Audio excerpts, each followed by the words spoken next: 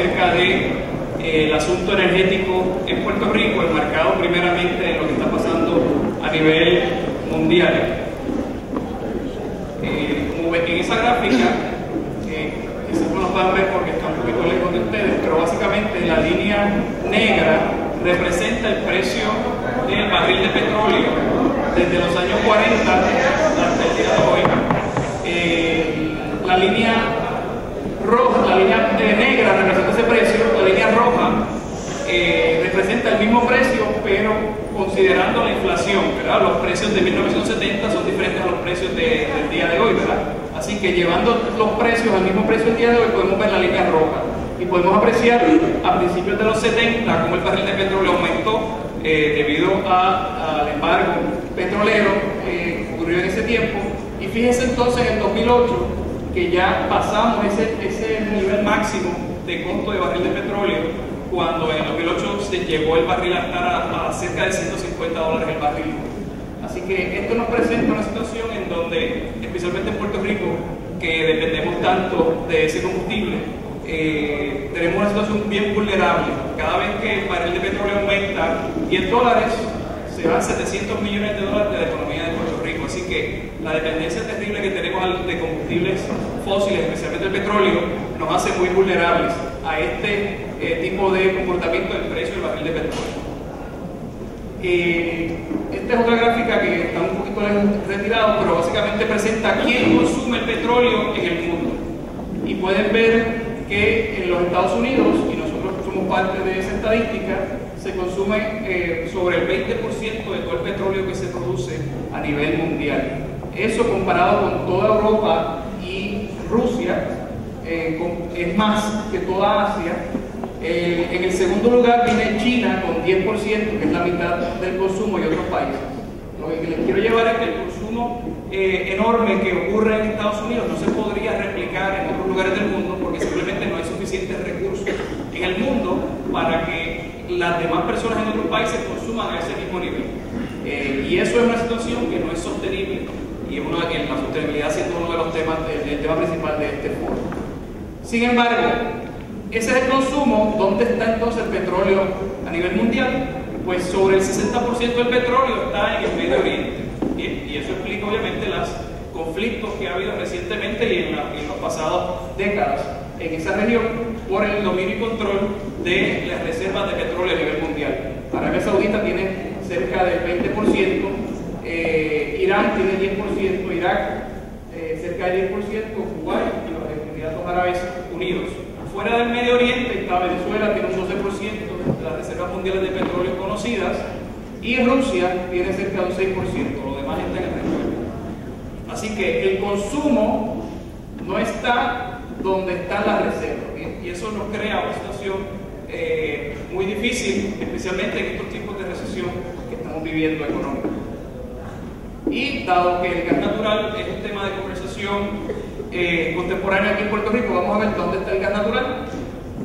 Más del 23% de las reservas de gas natural en el mundo están en Rusia, el 15% está en Irán, cerca del 13% está en Qatar, que es un país en el Medio Oriente.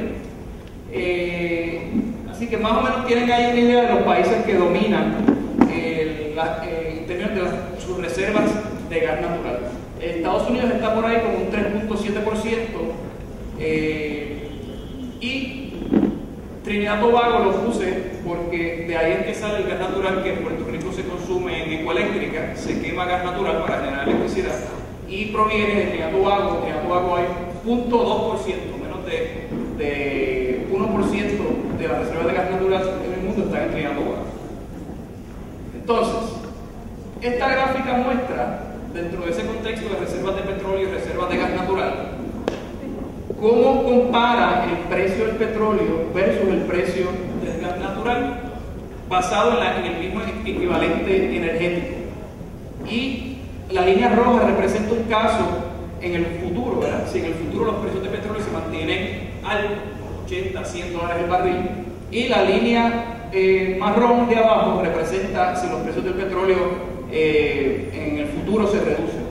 En ambos casos, en el peor caso, ¿verdad?, es que los precios de petróleo sean altos en el futuro. Ven la línea roja, estamos hablando que el precio del petróleo por la misma unidad de energía es 4 veces más que el gas natural, y el precio del petróleo en su nivel bajo, ¿verdad? Pensando que en el futuro va a bajar el precio del petróleo, pues como quiera quedamos en una razón positiva. O sea, el precio del petróleo es más que el precio del gas natural por unidad de equivalente de energía. Eso implica que ciertamente hay la posibilidad de que el gas natural pueda proveer en el futuro unas economías a nivel mundial en su uso para generar electricidad.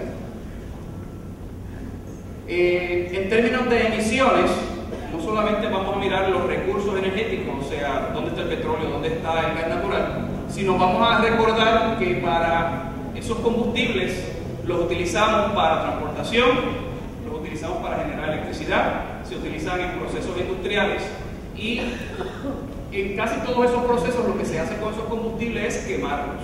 Nosotros queremos la energía que está almacenada en la gasolina, en los derivados de petróleo o en el gas natural.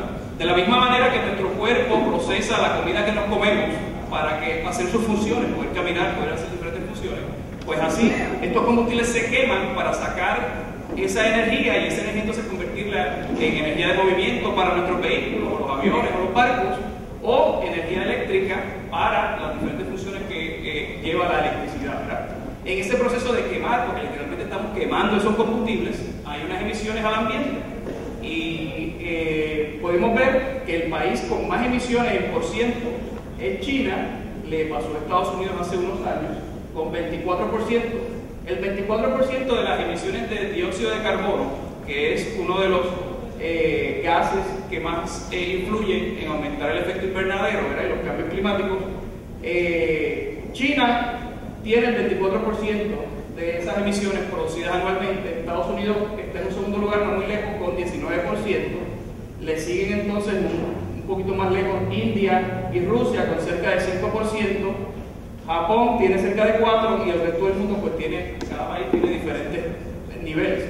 Quiero en especial que presten atención África. África es un continente, ¿verdad? No es un país, es un continente.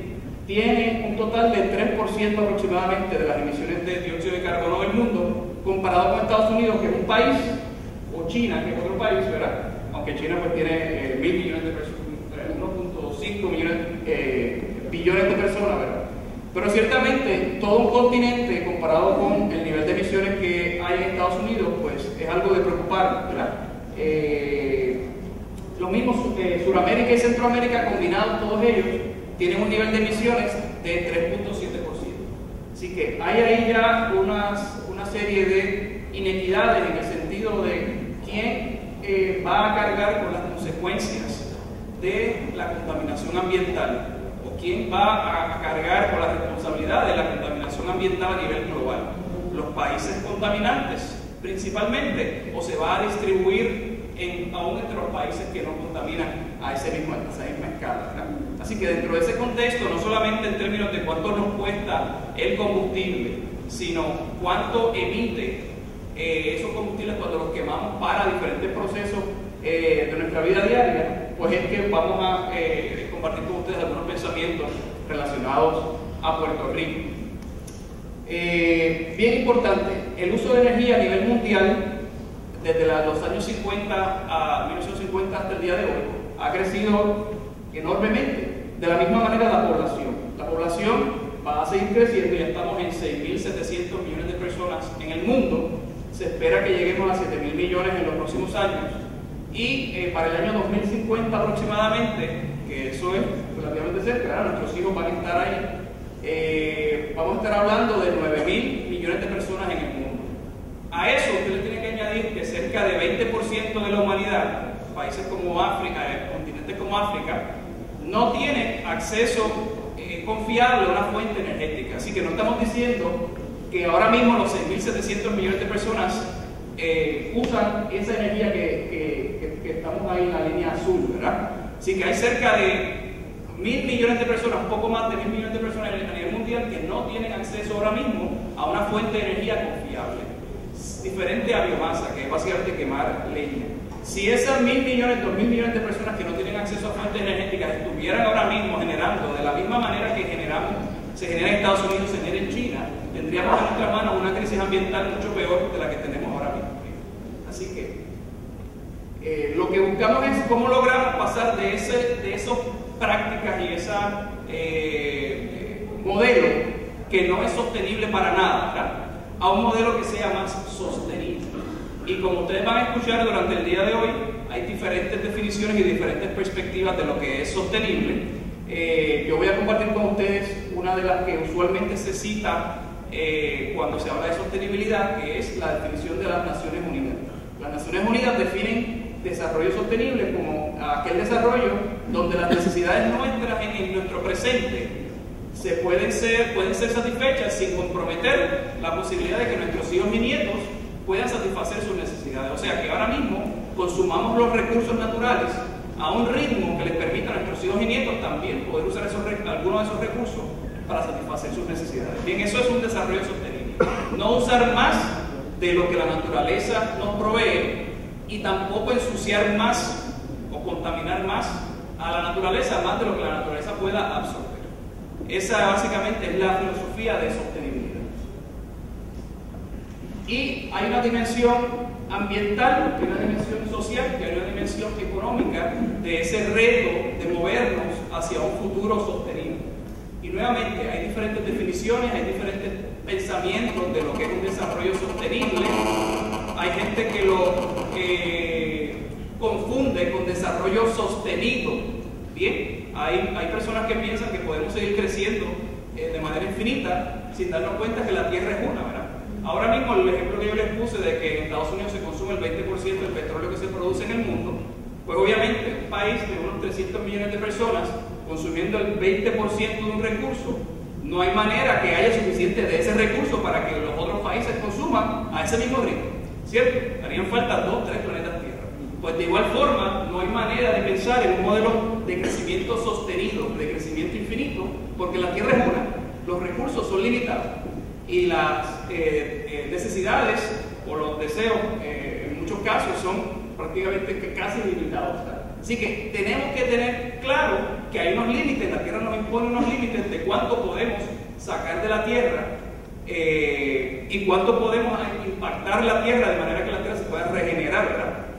Así que no es desarrollo sostenido lo que estamos hablando aquí, sino desarrollo sostenible. ¿Cómo podemos entrar en un proceso que nos permitan usar los recursos de la naturaleza y permitir entonces que las generaciones futuras también puedan satisfacer sus necesidades?